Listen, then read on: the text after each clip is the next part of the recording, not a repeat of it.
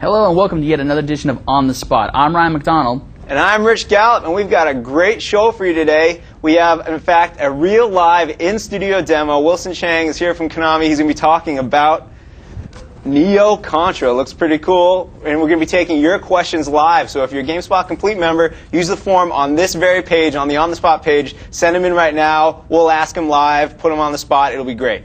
We also got a look at QuakeCon 2004 lined up for you. Our very own Craig Beers went down last week. Spent some time there with the people, as well as some folks from a few places. One being id, Todd Holland-Ted, who actually speaks a little bit about Doom 3, as well as he mentions a little bit about the new Quake. So that's going to be super exciting. The other thing before I let you take it over is there's a graphics card that's shown in there. Check this out. It's optimized specifically for Doom 3. Specifically for Doom 3. Yeah, totally. That's very cool. And my man Tim Tracy, he's been hanging out with Jakks Pacific and looking at their new TV games he talked about in a couple weeks. Now there's some new ones, including EA's Madden 95 and NHL 95. Very cool games. That is super cool. Then we're going to take you to the PlayStation Store here in San Francisco, California, where yesterday we caught up with some folks from Atari, and they were showing off the latest version of Dragon Ball Z Budokai 3. The cool thing about that, it was the first public showing. We, of course, saw it a little while ago, but yesterday there was all kinds of people that came out, and we got ourselves an interview as well as some other fun stuff. But before we go any further with the show, the one thing I do want to tell you a little bit about is this crazy press release that came out today from our good folks at EA Games. They wanted to let everybody know that, and this is crazy, that's why I had to mention it, they wanted to give a heads up that Electronic Arts today announced that based on internal data, Madden NFL 2005 has sold more than 1.35 million copies at retail stores within the first week. This makes it the biggest week for any Madden game in the series' 15-year franchise. So, it's crazy stuff, I know. But joining me on the set now is our very own good friend Wilson Chang. How you doing, Wilson? Hi. And you're actually here from Konami, yes. And so you are the product manager on Neo Contra. Is that correct? Correct. And you're gonna give us a live demo today and answer some of the questions from the folks at home. Is that right? Yep, that's right. I hope to. Let me get you a single-player controller, and All we'll right. take a look at Neo Contra. Cool. Let me just kind of go in there. Did you want to get in here too? I would love to get in here. Ooh, whoops! I already selected it, but okay. fortunately. That's all right. So how far along? Why don't you give a little backstory for Neo Contra for folks at home? Contra, as you know, is one of the most beloved Konami franchises, and what the team really tried to do with this game is to really incorporate all the fun and awesome gameplay of the 2D Contra games into a world of 3D. And what the team really did was they took all those classic elements like shooting, blowing up stuff, all through the old games, and they combed through the old games, found the best gameplay techniques, and melded it with whole new 3D graphics for this generation. Right on. Now, we got some questions from the folks at home. What are we taking a look at right here? This is the intro? Right.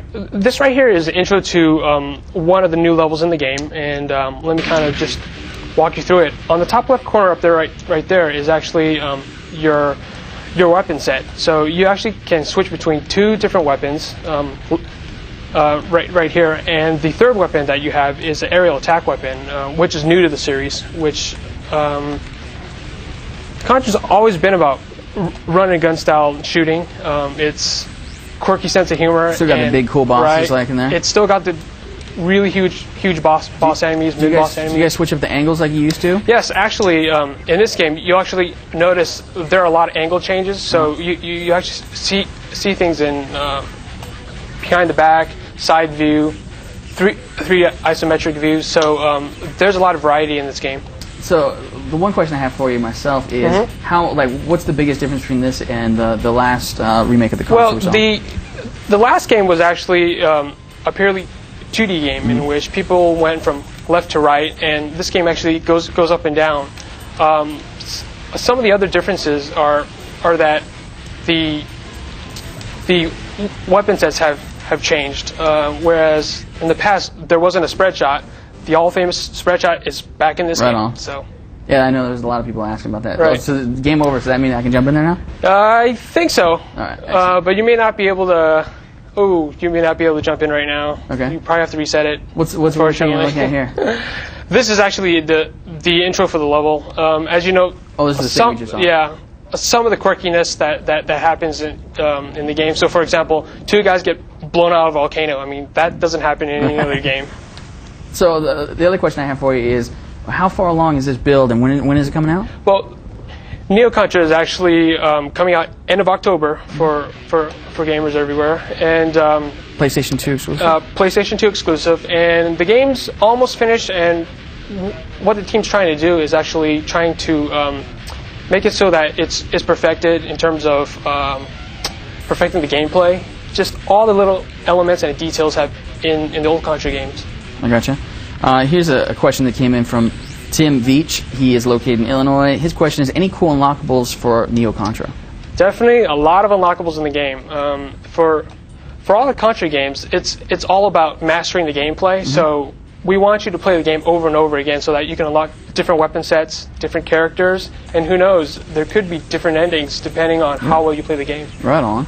Now, so you're talking about tons of cool stuff. How easy is it to get that stuff? Do you got to go through the whole game once? You do have to play the game somewhat. There are many weapon sets instead of the 3 that you start off with, but there are a bunch of new levels. There's different characters, so people will enjoy the game as they go through the game. Excellent. Yeah. This question that came in from Dragonelle from Rome, New York. It fits in perfectly what we're talking about, the secrets. He wants to know, does Neo Contra have the famous Konami code in it? That's something that I can't confirm or deny. That means yes. Well, people will have to find out in October. Right on. I'm going to go with another question from my man Tim from Dublin, Ireland. Any word on Europe release? And the game looks amazing, by the way. I'm not sure about the European release. We might have to check with a sister company, but I believe that the game will be coming out early next year in Europe, 2005. Right on. Do you guys think about doing anything crazy? Like, was it always 2 players? Do you guys ever think about doing 4? Or? Well, the Contra experience has always been about 2 players, but who knows, in the future, we might even think of a 4-player version. It just depends. Right on. What about what we're checking out right here? That looks like a pretty big boss. Kind of like a mid boss, but not really. He's kind of like a mini boss. He's kind of like a giant hot dog. Kind of like the kind of like a giant hot dog version of the gun tower at the end of the first game. Right. Or I should say at the end of the first level of the first game. Yeah. What's that little cool little bouncing little grenade thing? This right here, what I'm using right here, is a grenade, and what I'm doing is I'm switching back and forth between weapons. So there are 2 regular fire weapons, and the third weapon, if you press the triangle button, actually is a aerial attack weapon. So if there are air attack enemies, then I can destroy them that way. You can't use the aerial attack on these guys? No, you can't. Just the guys in the air. Let me ask you one question. So the folks at home that aren't seeing your hands working, how do the controls? It looks like you're using the analog stick and the button. Right. I'm using the analog stick, the shoulder buttons, and all the buttons in between. This game is actually controls really, really well. So the tight gameplay that Contra fans know and love is in this game. What is this thing? This is awesome. This is actually a mid boss, but I just got killed.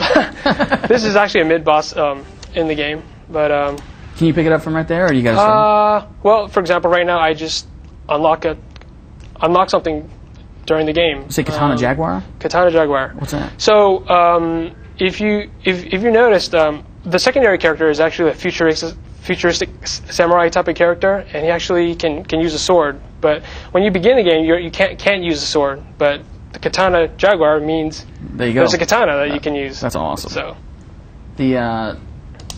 You want to get in? 2 players. Okay. So you got a tutorial in there. Right. Oh, look at that. The grenade bomb. Yep. So when you first begin, you can actually select up to 3 different weapon sets. But of course, as you play through the game, you can actually get more weapon sets. And I'm going with the spread shot. Okay. And the classic fireball. Go with the charge shot. A little lock on thunder. Let's see if I got another question here for you. Sure. This one is coming in from Marquise Stewart in Knoxville, Tennessee. Will the levels in Contra be insanely difficult like the last one?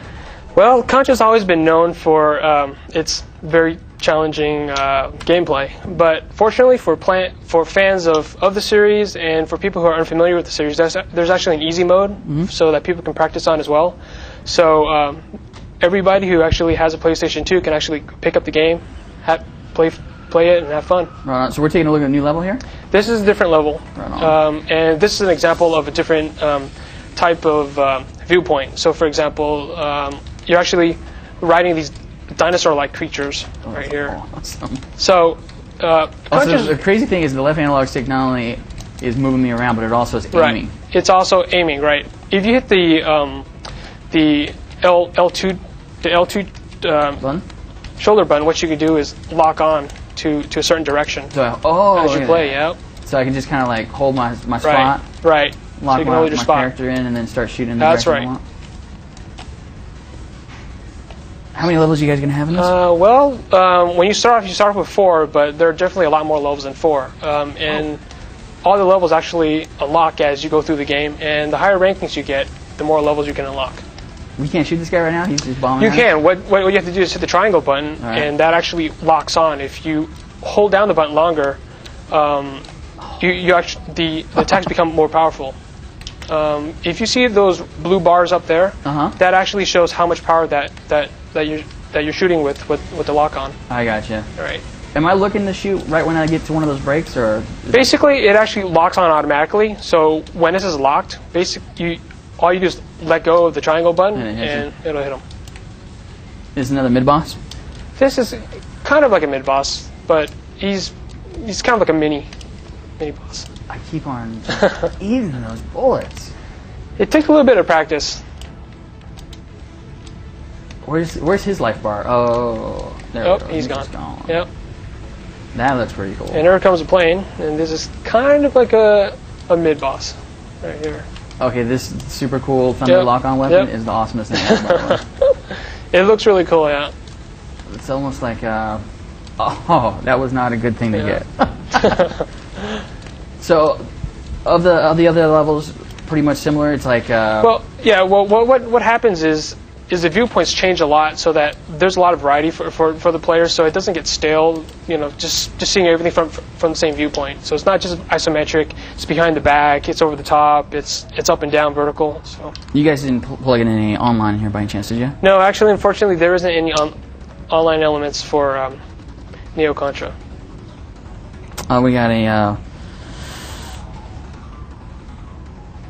We had another question, but we actually already answered that. Oh, okay. Ricardo from Santa Paula, California, question was, is this game just 2 players, or does it support more?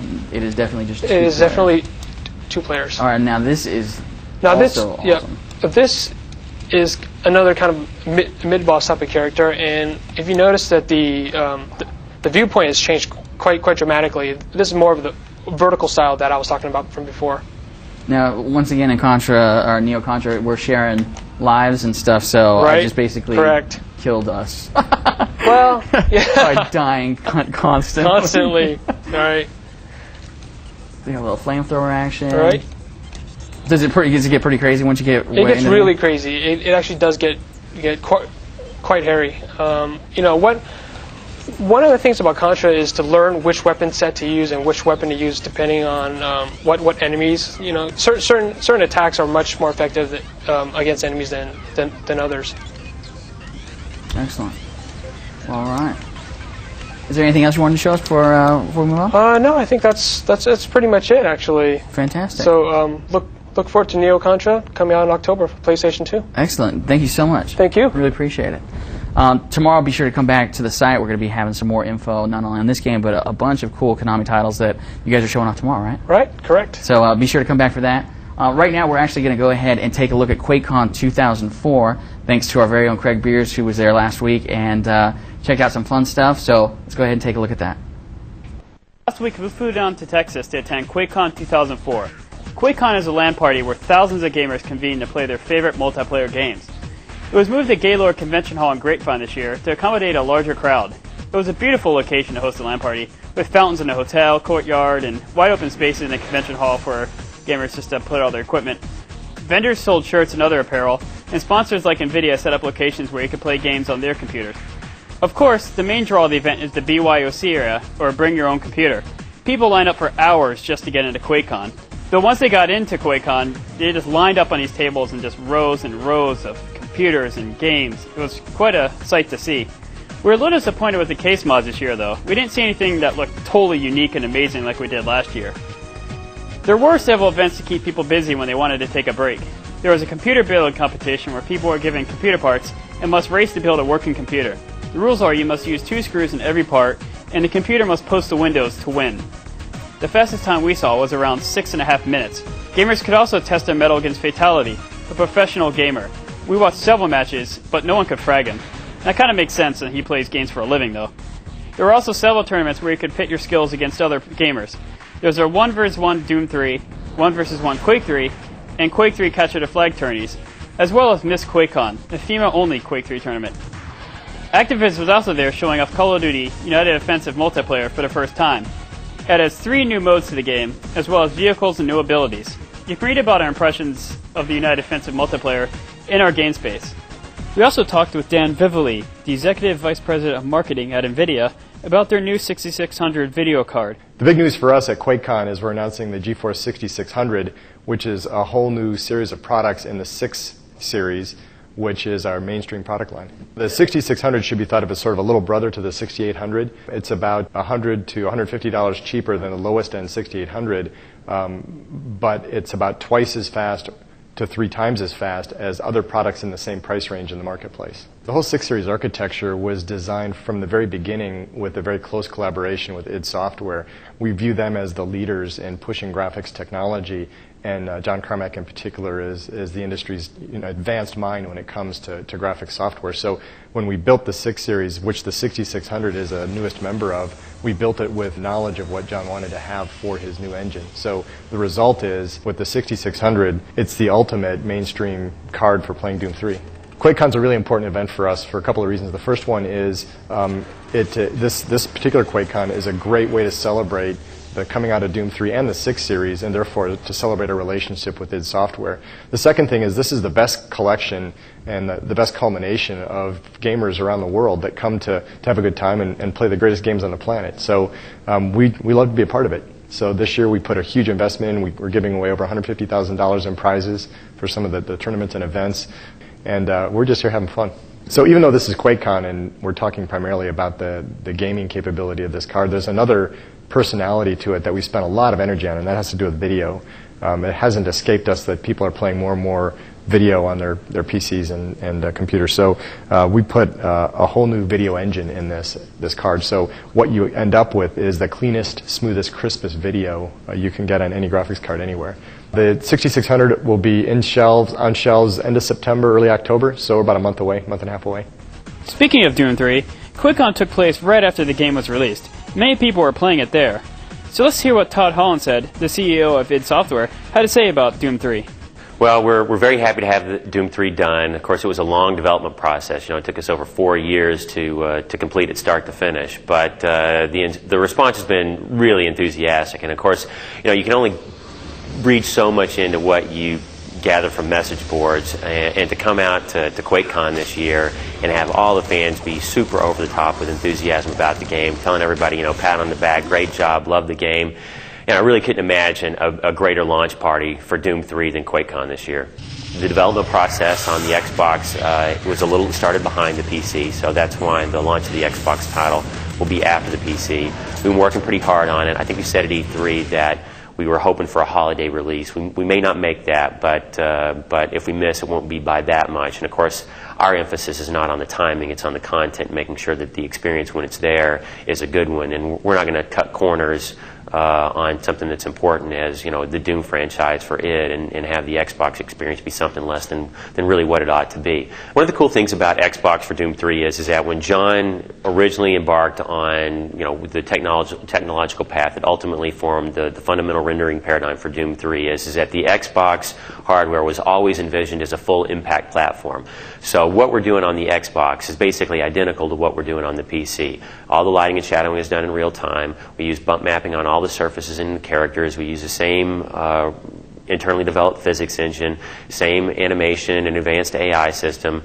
We do substitute out our internal sound, 6-channel sound rendering for the native card that's actually in the Xbox. But other than that, all the technological base is the same, which allows us to do all the same things from a cinematic storytelling standpoint that we're doing on the PC on the Xbox. So our goal for the experience is for it to be very similar to what the PC is like, and ultimately be the scariest, best-looking console game that you can buy, just bar none. Overall, QuakeCon was a lot of fun, as usual. And before we say goodbye, how about this little tidbit of information? QuakeCon 2005, I'm pretty sure that Quake reappears at QuakeCon in a new version. Next year's event will definitely be very exciting, so try and make sure you are there. That's some good business. Quake 4. Yeah, I know. Like we just got done waiting for Doom 3, now they got to say Quake 4, huh? That's the business. You got to have one coming out right after the other one, you know? That's cool. Yeah, QuakeCon 2004, I kind of wish I would have went. I mean, you saw the guy with the lasso there at the end. That's a choice. Some great hair down there, too. And the card specifically for Doom 3, that's awesome. That's smart. That's cool, except I don't really understand putting like the Doom 3 graphic on it unless you have one of those clear computers. I mean, who's going to see it? All those cards have some form of like cool little cute thing. Sure. Speaking of cool little cute things, this week's Let's GameSpot, which is currently sitting on a couple GameSpot Live computers getting finished, there's a episode of, there's a little piece for DLX. We're talking about the Doom 3 flashlight. So if you want to learn how to change the picture on your Doom 3 flashlight, we got some nice demonstrations on there. Maybe a little Johnny Mosley cameo, maybe some Trivia Robot. But look for it. It's going to be pretty cool. So the one thing I wanted to add also is for those of you at home, that little poster that Rich held up a little while ago, we'll hold up again for the Neo Contra. We're giving away 20 of these that are supposedly going to be signed by Jim Lee. And Jim Lee is going to be signing those. So if you want to go ahead and send in your contact info to onthespot@gamespot.com, don't forget, include a mailing address so we can actually send you the poster. But the first 20 that we get in, we'll actually send some posters out.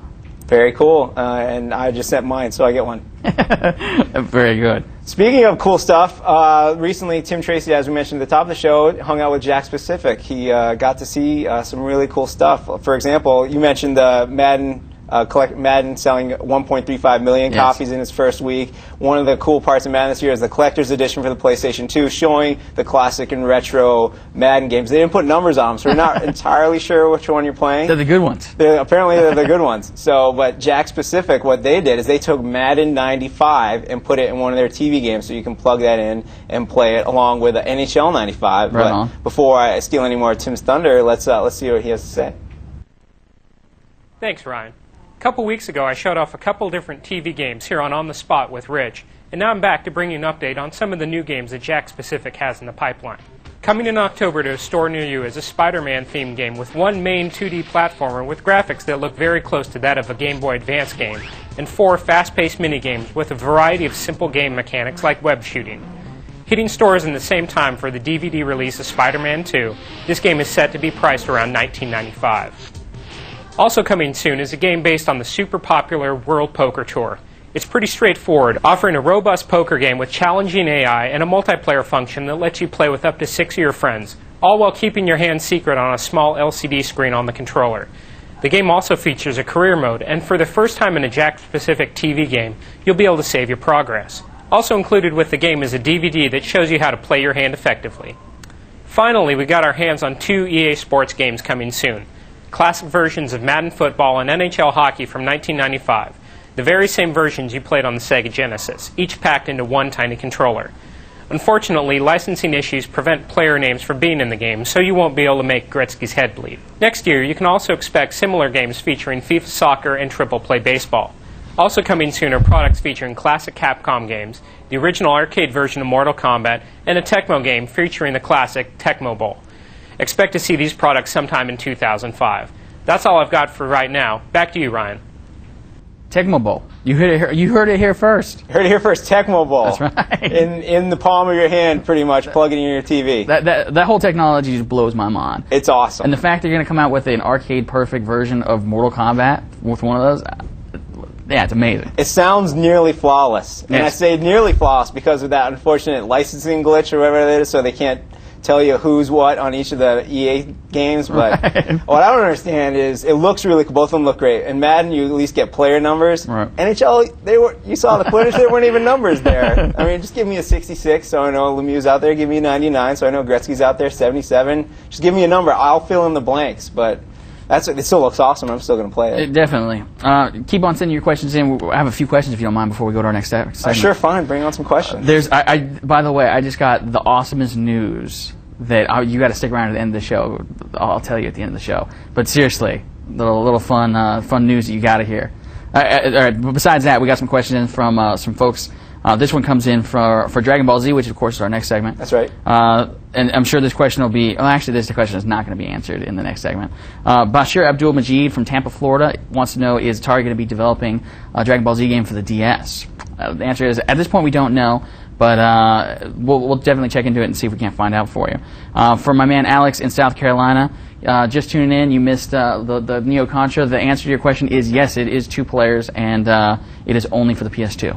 So, with that. Great, and now just down the street yesterday, Atari invaded the Sony Metreon about a couple blocks away with a playable version of Dragon Ball Z Budokai 3 for the public. That's right. And anytime, as an E3, press events, they are crazy enough when they let all those press guys there, but open it up to the public, and it's just chaos. So let's take a look. Hi guys, my name is Daisuke Uchiyama. I came here from Japan to promote Dragon Ball Z Budokai 3, and I am a chief producer of this Budokai series. The reason is I came here because to show the latest version of Budokai 3 ROM here. Firstly, very first time in the US to show to the US fans here. I really love the fans to enjoy this game. Of course, the media, print media or other media is very important to promote the game. But before the release date, it's very important to meet the fans, to listen to the fans' voices,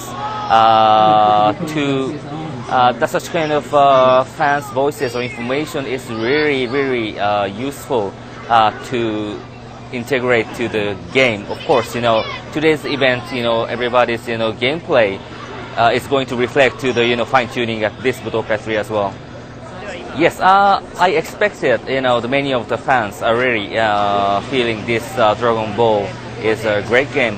However, me myself, to be on this stage, I was so amazed. Many the different generations fans are really having excitement with this series. I'm doing the producing this game, but also I have been the great Dragon Ball fan for 20 years since started. So of course, I know everybody loves Dragon Ball, but I think I'm trying to think myself is the best Dragon Ball fan ever. To experience the event today here at Meteorium, I was so excited to feel the very big power from Dragon Ball Z fan. I was so energized. And yes, Dragon Ball Z Budokai 3 is just we today present the the battle game part, but we have more to come, more exciting more to come. So what we call Dragon Ball 3 is not only the battle mode, but also the very attractive modes together. So in near future, before the release date, we can deliver many more attractive part of the Budokai 3. So let's get tuned, and thanks for coming today. Thank you. That's awesome. You saw he dressed up as Goku? That was cool. Yeah, totally. That was great. It looked like there's a whole lot of people there checking out Budokai 3. I gotta say, I love the gaming community. They're just enthusiastic about these games, and anytime there's turnout like that, it's great for the entire industry. I need to get out to more of those myself, I need a haircut, and then I'll get out some more of those, and maybe rock a sweater vest. But speaking of the gaming community, we're getting all kinds of questions in, and like my little hip top's about to explode, specifically with Half-Life 2. Like Half-Life 2, Half-Life 2, Half-Life 2. That's what it says right down the list for which game that people want to know about. We have some questions lined up. Let me ask you some questions here, Ryan, because I'm going to bet you know more answers than I do. Okay. This is from Mark in Columbus, Ohio. Question is, considering the fact that for the first time ever, we're going to have 3 very viable companies release successors to their consoles, and a new handheld device is entering the market, how do you feel about the future of the gaming industry from a hardware perspective? That's a solid question. That's a great question. The answer to the question is basically, I feel pretty good about it. In all honesty, with the PSP coming out, DS, and then of course, the new Xbox, new PlayStation 3, coming down the road, Nintendo. You saw that news story. I don't know if you did. Did you see that news story about them doing the whole patent thing? So people are already talking about stuff. So either way, it's all coming down the pipe, and gaming's great right now. I can't even imagine what it's going to be like on the next generation of hardware. So me personally, I can't be even more excited than I already am, especially for PSP. I mean, that's right around the corner. I mean, end of September, we're going to get to see it at the Tokyo Game Show. So as far as hardware goes, I can't wait. I can't wait either. The only thing that can wait is my bank account. I do believe I know. It's going to be pricey, but it's going to be it's going to be some money involved. I got a question for you, Rich. All right, bring it on. This question comes from Marcellus252 from North Carolina. He wants to know, what's the deal with ilovebees.com? What's the connection with the website and Halo 2? ilovebees.com. If you want to know, it's a marketing tactic brought to you by the people behind Halo 2, Bungie, someone. There's clues in it. The whole idea behind it is that this woman named Aunt Margaret had a webpage called I Love Bees, and she makes honey in Napa Valley, California, which is near here, and it's somehow been hacked by like aliens from the future or something like that. And if you know how to do these things, you can break down the pictures, and there's text hidden in them. There's weird haiku, there's stories, there's dialogue, and there's a countdown clock counting down to August 24th. Oh. Now, what happens on August 24th? I think maybe if you know what you're doing, you can figure it out on the site and they'll tell you. I can't figure it out. I don't really have the time to figure it out. A lot of people out there do, and they're doing a great job of it. If you check out GameSpot News, I think they have some links for you. You can follow the whole thing. They'll tell you what's going on. But if you really want to know what ilovebees.com is all about, wait until I'm going to guess, August 24th next week, and we'll all find out together. Right on. I think we got these next set of questions actually tie into all the ones that have been pouring in today as well. All right, well, let me ask you them, because these look more like you're up your alley again. All right, this is first one's from Fabrice en France. How long will the time-limited beta phase of Counter-Strike Source actually last? And it goes on, if I get condition 0, will I be able to play CS Source all the way up to Half-Life 2's release, or will there be a period during which the beta phase will be shut down? Thank you. That's the first question. You got that one? I got that one. All right, cool. Next is from Tom in New York. Is it safe to say that Half-Life 2 is about to go gold with CS Source beta testing underway and preloads coming soon? Both very good questions. The answer to the first question is basically, yeah, as far as we know, you're going to be able to play that beta. I don't think there's any reason that Valve's going to turn that off before they actually switch it over to the regular version. And that actually does tie into the second question about Half-Life 2 coming out, all that stuff. I think that what we're seeing with the recent release of CS Source for the public, everybody that owns Condition 0, is they're basically gearing up. Yesterday, if you checked out the GameSpot News, you saw Gabe Newell. He had posted in some forums that said that Half-Life 2 would begin preloading today. So you're not going to be able to play the game today, of course, but that means that they're going to preload it. So if you have Steam installed, it could be right about now, because usually with the last 2 times that they've done the CS Source stuff, it's been about 2 o'clock, 3 o'clock when they started kicking stuff on. So you'll probably see a little thing that says, preload Half-Life 2 now. And what that'll do is it'll load up some of the game's graphics, some of the pieces of the game, so that when it does go on, basically they don't have to download everything for an hour. It's just like everybody. And I think it has something to do with like bandwidth, like balancing, getting all that data out without bottlenecking it and breaking it. That makes sense. If they have parts of the game that are done now, might as well get it out to everybody while you can. Totally. So therefore, there's less downloading you can do when most of the game's done. I mean, last night I couldn't turn off CS Source. It's only DE Dust right now, but I mean, it looks so good and it plays so well. So yeah, I mean, with CS Source already, beta for the Counter-Strike Condition 0 people, and Half-Life 2 saying that, Gabe Newell saying it's going to preload today, I think it's coming. I think it's going to come real quick. Yeah, totally. We'll see. Yeah, keep those fingers crossed. You got any more questions for us? I got one. Let's see. This one, oh yeah, is there really a Half-Life 1 source? What improvements are there? No, as far as I know, there's not, but that doesn't mean there isn't. We can check into that. I haven't heard anything about. What was the question? Is there a Half-Life 1 source? Yeah, Andrew from Kensington wanted to know: is there really a Half-Life 1 source? So I imagine what that's saying is there a Half-Life 2 version of the original Half-Life game running on the Half-Life 2 engine. So as far as I know, no, but we can check into that. And see if there's any. I'm sure there will be eventually once all the mod guys get. Yeah, totally. I mean, that stuff you have in Let's GameSpot this week, showing off the mods that allow you to do like the Batman symbol and all that fun stuff, GameSpot symbol, or the logo. All that stuff it looks super cool, and mods are where it's at. I mean, that's the cool thing. I'm a huge Counter-Strike fan, so I know as soon as that's out, as soon as Half-Life 2 comes out, and I can play all those levels of Counter-Strike Source, then people are going to be making tons of cool levels, and I can't wait to see what they do with the physics. Should be cool. Any more questions coming in there? Let me see. I got a couple. Once again, Half-Life 2, Counter-Strike Source. Do you know if Valve has any plans to release new maps? This comes from Blycine, Illinois. Do you know if Valve have any plans to release new maps for Counter-Strike Source Beta in the next couple of weeks? It would be nice to play the remakes of the older maps. As far as we know, no, they don't have any plans to do that. That doesn't mean they won't once again. When we went and checked out Counter-Strike Source last time up in Seattle, up at Valve, they showed us Aztec, they showed us a bunch of stuff. If you check out the site, you'll see that Andrew Park has all kinds of fun video stuff, and you can see some of those levels at least now. But you know, once again, it's kind of like DE Dust. Yeah, you'd like to be able to play the other levels, but you can see from playing DE Dust, you can just imagine all the levels that you're currently playing on regular Counter-Strike are just going to look, you know, that much better when you get CS Source running. I do have a couple other ones. Oh, this one comes in from David from Nashville. He actually has some info for the I Love Beast thing, but I want to ruin it for everybody. But he does say that if you go to Bungie, you can go and see, and I guess they got some stuff on their site, maybe. Half-Life 2. This comes from Kim in Norway. Kim wants to know what are the speculations about the Half-Life 2 leak? Did they do it because they wanted to get CS Source done, or maybe because the game itself wasn't done? You know, at this point, I don't care. It's like Half-Life 2's coming out, and I'm excited about it. And CS Source is here now. I played it last night, so yeah. So that's pretty much all I got. The one thing I do want to do is I teased a little bit at the middle of the show about some fun stuff that we got happening. I was about to say, I know everyone keeps talking about Half-Life 2. They're talking like there aren't any other games out there that people are ridiculously anticipating. And Grand Theft Auto San Andreas, baby. Yeah, you heard it here first, on the spot. Once again, the first. Tomorrow, from what we're hearing, like literally during the show, I was passing info. Our good friends at Rockstar, they're giving the rumblings that tomorrow is going to be the day that they're going to release a trailer. Footage? The footage of the game.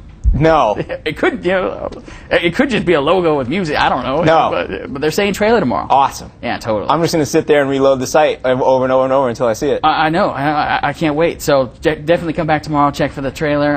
You know, hopefully Rockstar is on the stick and they get us all the cool trailers and fun stuff. So the other thing I also want to tease is Need for Speed 2 Underground. We just started a new thing called Concept to Completion, and right now, as this show is going to go off the air, you'll see the homepage will get replaced with a Need for Speed preview that talks a bit about what the Concept to Completion thing's all about. Basically, we went way long time ago when they first were thinking about making Need for Speed 2 right after Need for Speed 1 came, or I guess Need for Speed Underground came out, and basically talked with those guys, had them sit down, tell us the process. How do you go from one game to a sequel? How does that all begin? And it's going to be a multi-part series that'll lead up to the game's release. The first one is just about the concept, them looking at the first game and deciding what they wanted to do for the second game, and how that all plays out. And the second one will focus on them, the folks up at EA Canada, building the first playable and you know, really kind of building the blocks that make Need for Speed Underground 2. So there's all kinds of fun stuff we got going on. Great. Fantastic. So that's about it for the time. I think, and also there's the Konami press event tomorrow. That's right. We'll be having complete coverage of that on the site as well, so come back. Tons of stuff happening all the time. So that's pretty much it. Valve Half-Life 1 running on Source Engine internally? Is that what that says? So I'm getting a little last-minute thing here. So that's internally. So does that mean... Okay. So yeah, so we'll see what that all. I have no idea what I don't know either. But that's pretty much all the time we have. Once again, of course, if you're watching live or you're watching the file, be sure to come back every Thursday at 4 p.m. Pacific Standard Time and join us here on the spot. We'll have all kinds of fun stuff lined up for you. Of course, on the spot at GameSpot.com if you have any feedback, and we'll see you next time.